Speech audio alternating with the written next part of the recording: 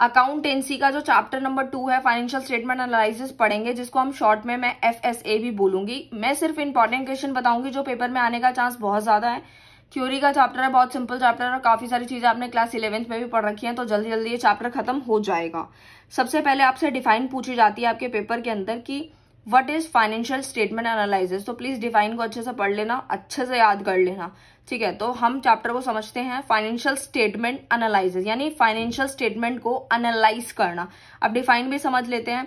Analysis of FS यानी financial statement is a systematic process. ये एक ऐसा सिस्टमैटिक प्रोसेस है जिसके अंदर हम एनालाइज करते हैं किसको, फाइनेंशियल इंफॉर्मेशन को, ठीक है। फिर उसको समझते हैं, अंडरस्टैंड करते हैं और टेक इकोनॉमिक डिसीजन। फिर हम लोग उसी के बिहाफ पे क्या करते हैं, डिसीजंस लेते हैं। उसी को हम क्या बोलते हैं, फाइनेंशियल स्टेटमेंट एनालिसिस बोलते हैं। यानी सिंपल लैंग्वेज में बोले तो ये एक ऐसा प्रोसेस है जिसके अंदर हम फाइनेंशियल इंफॉर्मेशन को एनालाइज करते हैं, उसको समझते हैं और सही टाइम पे सही डिसीजंस ले लेते हैं। तो वही हमारा फाइनेंशियल स्टेटमेंट एनालिसिस होता है।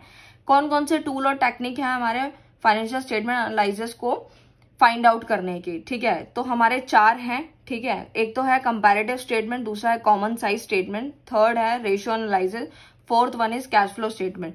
देखो हमारा जो अगला चैप्टर है थर्ड, फोर्थ एंड फिफ्थ, ठीक है, इसमें सिर्फ 3 चैप्टर बचे हैं, दूसरा मैं करवा रही हूँ आप लोगों को, फर्स्ट करवा दिया है। कंपैरेटिव स्टेटमेंट हम और कॉमन साइज स्टेटमेंट, ये दोनों ही चीजें हम लोग चैप्टर नंबर 3 में पढ़ेंगे डिटेल में, ठीक है। रेशियो एनालिसिस जो होगा वो चैप्टर 4 में और कैश फ्लो स्टेटमेंट चैप्टर 5 में। जब हम इसको डिटेल में क्वेश्चन करेंगे तो आपको हर एक चीज बिल्कुल क्लियर हो जाएगी। अभी सिर्फ आपको इस चैप्टर के लिए बस यही समझना है कि कंपैरेटिव स्टेटमेंट में क्या होता है, चीजों को कंपेयर किया जाता है। कॉमन साइज स्टेटमेंट में क्या होता है, एक कॉमन बेस लिया जाता है, उसके बिहाफ पे निकाला जाता है, सॉल्व किया जाता है। रेशियो एनालिसिस में क्या होता है, अलग अलग तरह की रेशियोज निकाली जाती है, जैसे करंट रेशियो हो गया, डेट इक्विटी रेशियो हो गया। इस तरीके से हम जो रेशियोज निकालते हैं वो हम रेशियो एनालिसिस में सीखेंगे। कैश फ्लो स्टेटमेंट हम बनाना सीखेंगे चैप्टर नंबर 5 में। फिलहाल अभी चलते हैं जहां से क्वेश्चन आने वाला है। एक तो डिफाइन आएगी, नेक्स्ट आता है type of financial statement analysis. इसमें से आपको कोई एक भी पूछा जा सकता है, किसी का डिफरेंस भी पूछा जा सकता है, तो प्लीज इसको अच्छे से समझिएगा। एक्सटर्नल एनालिसिस क्या होता है, ठीक है। तो हम लोग समझ रहे हैं कि एक्सटर्नल एनालिसिस क्या होता है, जब कोई बाहर का पर्सन जो होता है वो हमारी ऑर्गेनाइजेशन को एनालाइज करता है, ऑर्गेनाइजेशन के फाइनेंशियल स्टेटमेंट एनालाइज करता है, तो उसी को हम क्या बोलते हैं, एक्सटर्नल एनालिसिस कहते हैं। जैसे सपोज मान लीजिए ये हमारी कंपनी है, कंपनी के बाहर जो होते हैं, कंपनी के बाहर कौन होते हैं, जैसे क्रेडिटर्स हो गए, बैंकर्स हो गए, गवर्नमेंट एजेंसीज हो गई, क्योंकि ये कंपनी के बाहर वाले लोग हैं। इसको सन मत समझ लीजिएगा, ठीक है, ये हमारी कंपनी है, ठीक है। तो अब हम समझ रहे हैं कि कंपनी के बाहर वाले लोग जब एनालाइज करते हैं हमारे फाइनेंशियल स्टेटमेंट को, तो वो एक्सटर्नल एनालिसिस में आ जाता है, जैसे कि क्रेडिटर, बैंकर, ये सब बता दिया। इंटरनल क्या होता है, जब हमारी कंपनी के अंदर वाले जो लोग होते हैं, जिसमें मैनेजमेंट और ओनर ही आता है, मालिक आता है या मैनेजमेंट आता है, जब वो हमारी कंपनी के फाइनेंशियल स्टेटमेंट को एनालाइज करते हैं तो वो इंटरनल एनालिसिस उन्हें बोला जाता है, क्योंकि वो कंपनी के अंदर है, इंटरनल, ठीक है। आई होप आपको क्लियर है। हॉरिजॉन्टल और वर्टिकल एनालिसिस को समझेंगे। डिफरेंस काफी बार पूछा जाता है, अदर नेम भी पूछा जाता है, 2 से 3 डिफरेंस आप लोगों को पता होने चाहिए। हॉरिजॉन्टल को हम डायनेमिक एनालिसिस भी कहते हैं और वर्टिकल को स्टैटिस्टिक एनालिसिस भी कहते हैं। आप इसको एरो से याद रख सकते हैं, जैसे मैंने चैप्टर 1 में भी आपको बताया था जब मैं पढ़ा रही थी कि हॉरिजॉन्टल जो होता है कुछ इस तरीके से चलता है, बिल्कुल सीधे, और वर्टिकल नीचे की तरफ, ठीक है। जब आपको बैलेंस शीट बताया था तो आप देख पा रहे होंगे। तो देखो हॉरिजॉन्टल में क्या आ जाता है, बेसिकली डायनेमिक एनालिसिस तो होता है, इसमें फाइनेंशियल स्टेटमेंट ऑफ 2 और मोर अकाउंटिंग पीरियड्स लिए जाते हैं, ठीक है। जैसे कि मैं बोलूं, प्लांट की बात करूं मैं, प्लांट की वैल्यू 2016 में थी, फिर 2017 में बढ़ गई, फिर 2018 में बढ़ गई, तो इस तरीके से, मतलब मैंने एक ही चीज को कंपेयर किया अलग अलग सालों से।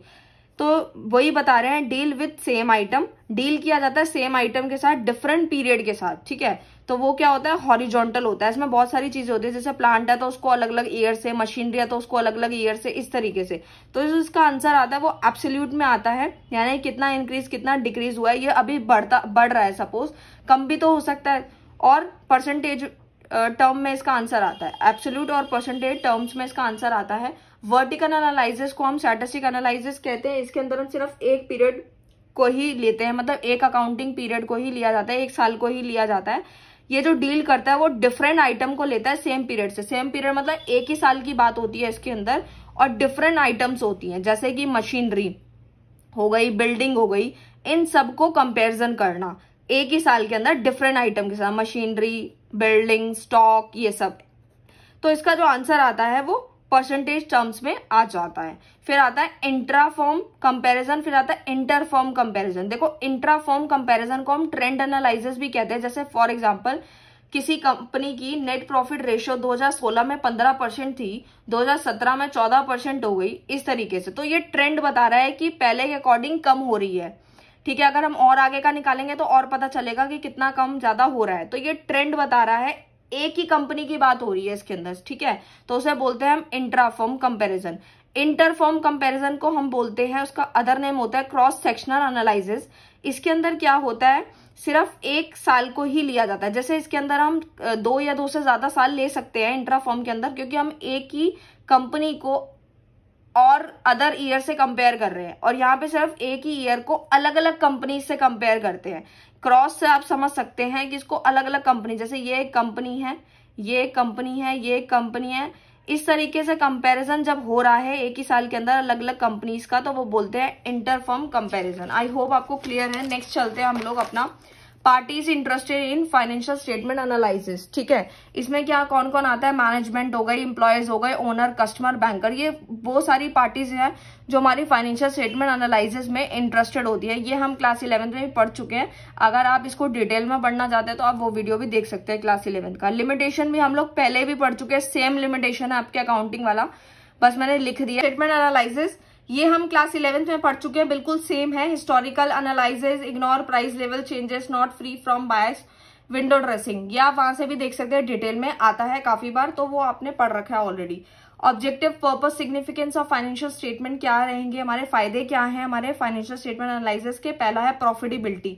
प्रॉफिटेबिलिटी का मतलब होता है बेसिकली कि आपकी अर्निंग कैपेसिटी कितनी है ऑर्गेनाइजेशन की, ठीक है, यानी प्रॉफिटेबिलिटी कितनी है एंटरप्राइज की, वो असेस की जाती है यहाँ पर। जैसे कि मान लीजिए किसी कंपनी का जो 5 साल का अगर डेटा देखा जाए तो उससे हम कंपेयर कर सकते हैं आने वाले ईयर्स के बीच में कि क्या होगा। अगर किसी ऑर्गेनाइजेशन का यानी किसी बिजनेस का पहले से 5 साल का डेटा देखा गया जिसमें उसके जो प्रॉफिट्स हैं वो कम हो रहे हैं, तो आने वाले समय में भी हम ये एज्यूम कर लेंगे कि आने वाले समय में भी हमारा प्रॉफिट कम होगा, क्योंकि 5 साल का डेटा देख के हम जो है पता लगा सकते हैं।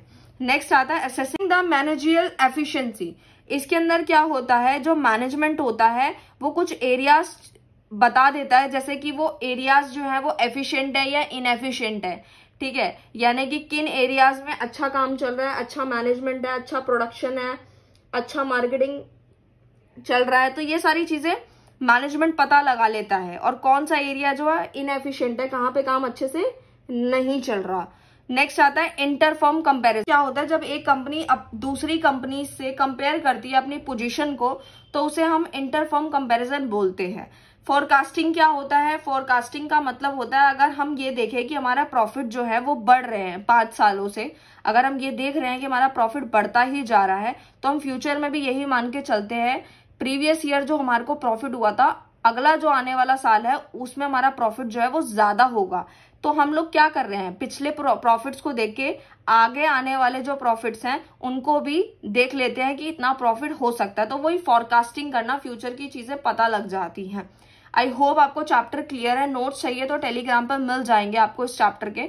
बहुत इंपॉर्टेंट क्वेश्चन थे आपके, लिमिटेशंस काफी बार पूछे गए हैं, ऑब्जेक्टिव बहुत अच्छे से करने हैं आपको, डिफाइन अच्छे से पढ़नी है, और ये जो मैंने आपको बताया था types of financial statement analysis, ये बहुत अच्छे से करना है। आई होप स्टूडेंट आपको ये चैप्टर क्लियर है। Thank you so much.